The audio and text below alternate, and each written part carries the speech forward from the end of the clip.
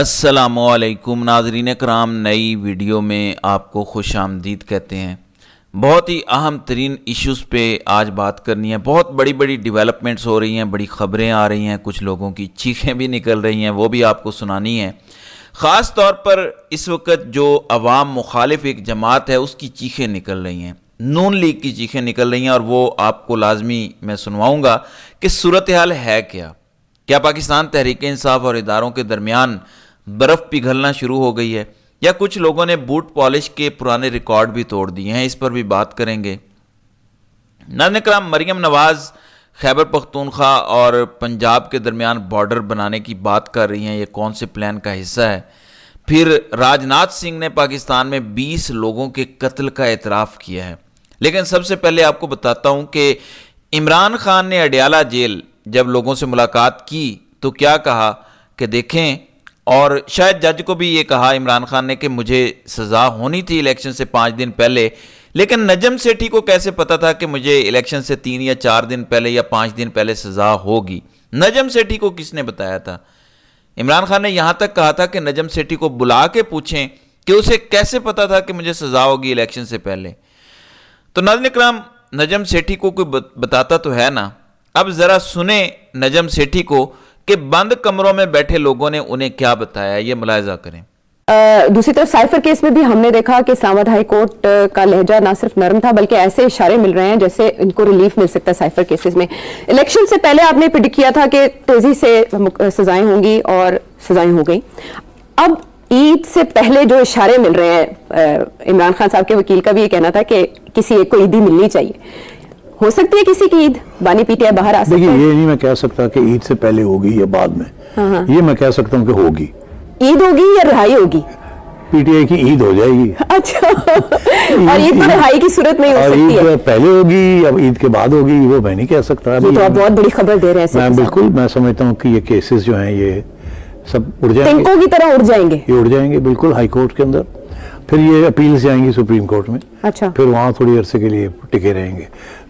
अब ये cipher case भी फारग हो जाएगा, उसके बाद तोशाखाना भी फारग हो जाएगा। अच्छा। इद्दत वाला भी फारग हो जाएगा। जी, तो ये आपके सामने आ गया। ये वही नजम सेठी हैं जिनके बारे में इमरान खान ने कहा था कि इसको कैसे पता चला कि मुझे सजाएं होने जा रही हैं इलेक्शन से पहले। यही नजम सेठी अब कहते हैं तोशाखाना भी उड़ जाएगा, इद्दत भी उड़ जाएगा, वो भी उड़ जाएगा, साइफर भी उड़ जाएगा। तो ये है सूरत हाल एक तरफ। अब ये नवाज शरीफ के हम नवाला और हम प्याला लोग हैं, इनको परेशानी क्या है आपको वो भी बताने जा रहा हूँ। ज़रा पहले एक मुलाकात का आपको अहवाल, क्योंकि मैंने कल बताया था कि तहरीक इंसाफ की जो खैबर पख्तूनख्वा की हुकूमत है, काबीना, वो कोर कमांडर के पास जाके वहाँ पे मीटिंग्स कर रही है। इस हवाले से क्या भोंडी सी एक्सप्लेनेशन आई है, पहले वो सुन लें, फिर आपको बताता हूँ कि एक नून लीगी सहाफ़ी की चीखें क्यों आसमान तक पहुंच रही हैं। लेकिन पहले जरा ये सुने कि कितनी भोंडी एक्सप्लेनेशन दी गई है तहरीक इंसाफ की जानिब से। 11 कोर का जो हेडक्वार्टर है वहां ब्रीफिंग हुई और उसके बिल्कुल सामने कोर ऑफिसर्स मेस है, वहां पे पहले अफ्तारी हुई, वहां हम जमा हुए, अफ्तारी की, नमाज मगरिब अदा की। उसके बाद हम कोर हेडक्वार्टर आए 11 कोर के, और वहां पर हमें उनका एक ऑडिटोरियम है जिसमें हमें प्रेजेंटेशन दी गई। प्रेजेंटेशन के बाद कोर कमांडर साहब ने और उनके स्टाफ ने हमें मुख्तलिफ जो इश्यूज हैं, मुख्तलिफ जो एंगल्स हैं सिक्योरिटी रिलेटेड सिचुएशन के, उन पर ब्रीफिंग दी। और उसके बाद क्वेश्चन आंसर सेशन हुआ। फिर वजीर आला साहब ने एड्रेस किया सबको, हुकूमत की जो तरजीहात हैं और इस हवाले से जो इक़दाम हम करना चाह रहे हैं उन पर वजीर आला साहब ने बात की। और एक अच्छे एक्सचेंज ऑफ थॉट्स हुआ, एक एक्सचेंज ऑफ व्यूज हुआ, जिससे हमें भी काफ़ी क्लैरिटी हुई बात सिक्योरिटी रिलेटेड मामलात की। और मैं समझता हूँ कि हमारी बातचीत से यकीनन फौज को भी हमारे हवाले से एक पॉजिटिव ही सिग्नल्स गए हैं और उनको भी हमने एतमाद में लिया अपने मामलात के हवाले से। जी, हमारी मुलाकात से फौज को भी हमारी तरफ से पॉजिटिव सिग्नल्स गए हैं और यकीनन इससे हमने उनको अपने मामलात के बारे में कॉन्फिडेंस में लिया।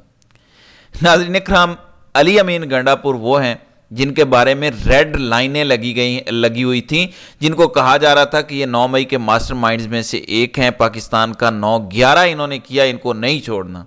अब उनको बुलाकर अगर उनकी काबीना के साथ मुलाकातें हो रही हैं, अफ्तारियां हो रही हैं, दावतें हो रही हैं, क्या इमरान खान को पता था इस मुलाकात का? जिस तरह की क्लैरिफिकेशन आ रही है, بظاہر یہ لگتا ہے کہ عمران خان کو ان ملاقاتوں کا نہیں پتہ تھا، لیکن دوسری طرف سے افطاریوں کی دعوت دینا، دو ہی چیزیں ہو سکتی ہیں، گراؤنڈ رول سیٹ کرنا اور وارننگ دینا۔ فار ایگزامپل ایک خبر یہ آئی ہے کہ خیبر پختونخوا کے ہی کسی ایک علاقے میں ایک ایس ایچ او جس نے لوگوں کو بار بار گرفتار کیا، مار دھاڑ کی، ناجائز سب کچھ کیا، اس کو ڈی ایس پی بنا دیا گیا ہے علی امین گنڈا پور کے نیچے۔ ظاہر ہے یہ خبر مزید کھوجنے کی ضرورت ہے، لیکن گرفتار شدہ جو ایک شخص تھے انہوں نے ٹویٹ کیا کہ میں خود گرفتار ہوا تھا، اس ایس ایچ او نے یہاں پہ ظلم اور جبر کی انتہا کی ہے، اسے کیوں ترقی دی گئی ہے؟ تو ایسے واقعات ہیں۔ کیا طاقتور اداروں نے یہ پیغام دیا ہے کہ ہمارے لوگ جنہوں نے ہمارے کہنے پر سب کچھ کیا ہے ان کو آپ ہاتھ نہیں ڈالیں گے؟ یاد رکھیں ماڈل ٹاؤن جن لوگوں نے کیا تھا، اب یہ بات 100% یقین سے کہی جا سکتی ہے کہ وہ بھی انہی لوگوں نے ہی کروایا تھا جنہوں نے 9 مئی کروایا تھا۔ شریفوں کی اتنی اوقات نہیں ہے، یہ فرنٹ مین ہے صرف۔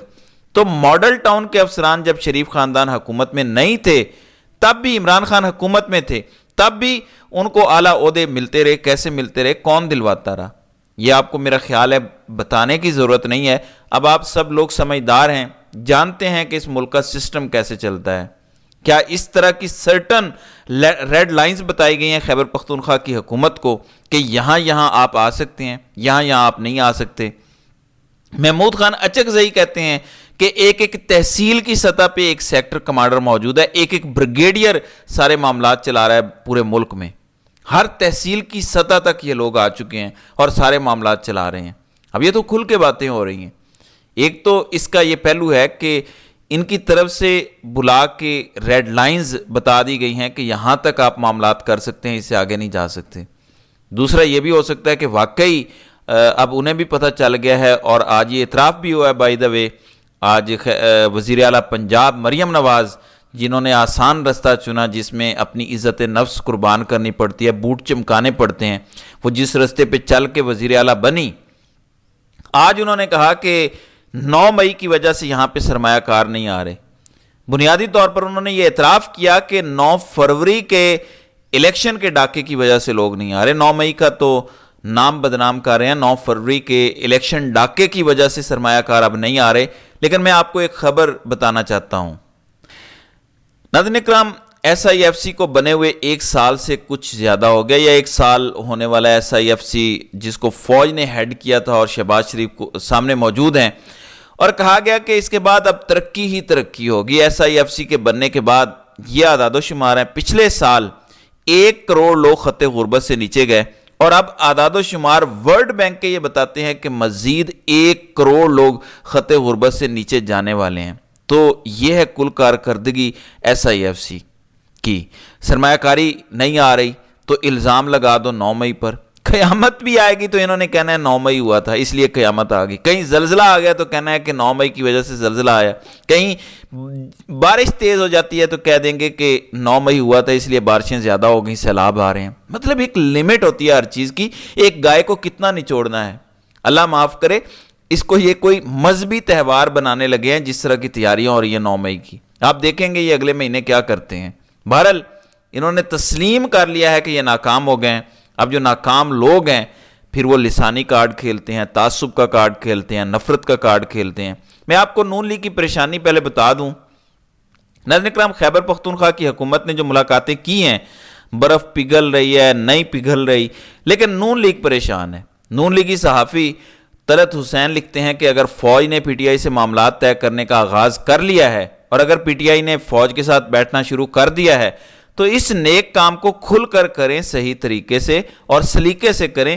یہ چھپن چھپائی کا کھیل کر بالواسطہ اور بعد از واقعہ وضاحتیں بچگانہ حرکتیں ہیں۔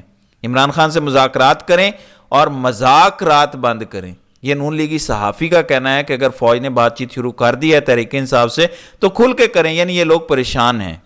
بات ہوئی یا نہیں کوئی پتہ نہیں، کچھ لوگ ویسے چمکاتے چلے گئے، یہ کوئی پتہ نہیں کسی کو، لیکن نون لیگ ڈری ہوئی ضرور ہے، اس لیے دھمکیاں دے رہے ہیں۔ کبھی رانا ثناء اللہ آ کے بولتے ہیں، کبھی مصدق ملک کچھ بول لیتے ہیں، کبھی جاوید لطیف کچھ بول رہے ہیں، کبھی کوئی اور بول رہا ہے، مسلسل پریشر ڈال رہے ہیں اداروں پر کہ ہم نے تو حکومت لینی نہیں تھی، آپ نے دی ہے ہمیں، ہم تو جیتے ہی نہیں تھے، آپ نے جتوا دیا ہمیں، ہمارے پاس تو مینڈیٹ ہی نہیں تھا۔